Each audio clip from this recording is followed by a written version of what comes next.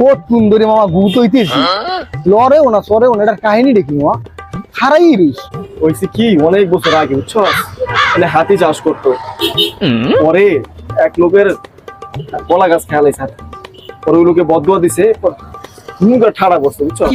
ঠাড়া করার কারণে সব হাতিগুলা এমনি দিছে, এই যে রইছে হওয়ার পর আর কিছু কথা কয় না, লড়েও না সরেও না।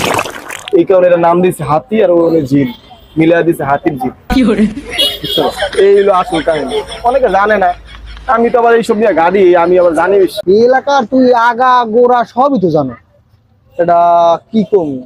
আর মই অনেকদিন ধরে থাকি, মই মামা কিছুই জানি না, গঙ্গায় রয়ে গেলাম। যা, তুই এলাকায় কত বছর ধরে থাকো? তুই ধর মেলা দিন 7-8 মাস তো হইবই।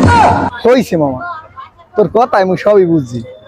এসেন না দেখা গেছে এই কে তুমি যা কইছো ভালোই কইছো, ল দুজনে বাগি আয়। ল, ল, ল।